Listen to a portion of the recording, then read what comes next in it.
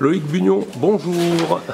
Bonjour Yannick. Eh ben, merci de nous accueillir dans ton festival, le Bloody Weekend. Alors raconte-nous un petit peu comment est né ce Bloody Weekend, parce que ça fait déjà 7 ans maintenant. 7 ans déjà. Oui, c'est né tout simplement d'un jeu sur un réseau social très connu. Et à l'issue de ça, on a voulu réunir ces passionnés autour d'un week-end, en l'occurrence à Audincourt en Franche-Comté, tout simplement. Et la sauce a pris tout de suite, tout le monde a voulu jouer le jeu. On a fédéré 300-400 personnes dans la première édition. Petit à petit, chaque année, on se développe.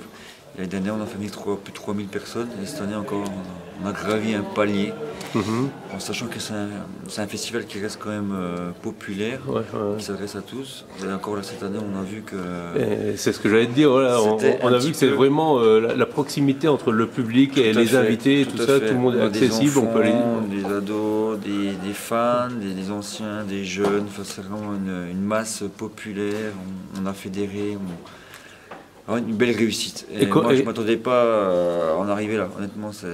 Et comment tu as fait pour trouver des membres du jury aussi sympathiques, aussi cool, aussi détendus face au public? Ils ont passé hier plus de 2 heures et aujourd'hui plus de 2 heures à faire des dédicaces. C'est hallucinant. Tu les dégotes comment? Même moi, je suis surpris. Enfin, je suis surpris en même temps. Chaque année, je suis de plus en plus surpris par la densité du festival au niveau de la partie exposante aussi, parce qu'on se développe aussi au niveau de tout ce qui est artistique, les exposants qui sont présents. Et par rapport au jury, ça va tout simplement, c'est que je contacte les personnes et puis elles viennent. Donc on va dire que c'est pas si simple que ça. Il y a quand même l'histoire de la logistique derrière. Mais jusqu'à présent, toutes les personnes qui sont venues ont été agréablement surpris en fait de leur présence, du côté chaleureux. Et du coup, les festivaliers aussi en ont pris aussi beaucoup à travers le cœur, ce qui dégage. Cette année, Jack Shoulder, c'est vraiment une réelle surprise. Moi, honnêtement, j'ai été bluffé. En plus, il parle très bien français. Et non, c'est vrai que chaque année, c'est des rêves qui se réalisent, et en plus on arrive à le faire partager agréablement avec vous tous. Et c'est une histoire de famille, on peut dire.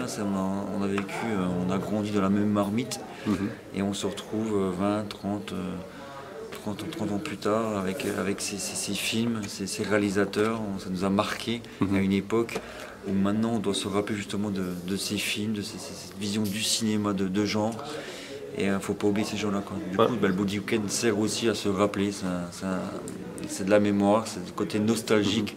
Et on se doit, nous devons en fait, de transmettre ce relais aussi c'est comme à son enfant, en fait, parce qu'il faut transmettre des relais. Le cinéma est très important dans la vie. Et alors donc demain commence le prochain Bloody Weekend, je suppose. Donc sur une année, ça fait combien de films de visionnés pour la sélection? Cette année, 500 et quelques. On tourne toujours entre 500 et 600, on va dire. Et vous êtes à combien pour les regarder, pour les choisir? 4, en gros, 4 personnes. Et c'est vrai que c'est du plaisir, on en a de plus en plus. Et c'est réellement du plaisir à visionner ces courts-métrages qui nous proviennent de toute l'Europe, du monde entier. Et chaque année, on en sélectionne une vingtaine. Et cette année, encore une fois, court-métrage de qualité. Le jury a vraiment apprécié comme du festival. C'est ce qu'on a remarqué. C'est très intéressant de pouvoir montrer tous ces pays qui sont représentés. On a beaucoup de courts-métrages français. Oui. C'est ça, on voit que la France s'investit dans ce domaine. Et moi je suis content, je suis un amoureux du court-métrage. Et on arrive en fait à fédérer autour des courts-métrages. C'est très intéressant. Et moi je suis heureux. C'est un pari pas évident à gagner. Rien n'est acquis par contre, parce qu'on part sur une 8e édition, c'est un petit peu chaque année un peu improbable. On a quand même aussi. Parce qu'au bout de 7 ans, je suppose qu'il y a beaucoup de partenaires qui vous suivent, et au côté local, j'ai envie de dire, les municipalités environnantes et tout ça, tout le monde vous suit.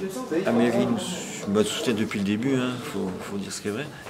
Par contre, c'est vrai que c'est un cinéma qui pour certaines personnes, est encore un peu décalé. Donc on a recherche de mécènes, rien n'est acquis. Et c'est vrai que c'est une année de travail, en même temps c'est une année de recherche de mécènes, de personnes qui puissent nous suivre dans cette fabuleuse aventure.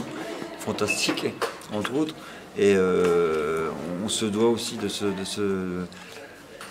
C'est un combat au quotidien. Honnêtement, on monte sur le ring au quotidien, on doit de renouveler un peu nos acquis. Et puis c'est comme un cuisinier, en fait. Il faut plaire, faut essayer de faire donner l'envie aux festivaliers de venir. Et ils sont en même temps acteurs de leur propre festival. Hein. C'est comme je reviens à la famille, en fait. Le Bloody Weekend, c'est une famille. D'accord. Eh bien écoute, on va souhaiter longue vie au Bloody Weekend et on sera présent à nouveau l'année prochaine. Rendez-vous en 2017. Pas de souci. Pour une édition fantastique. Pas de souci, ça marche.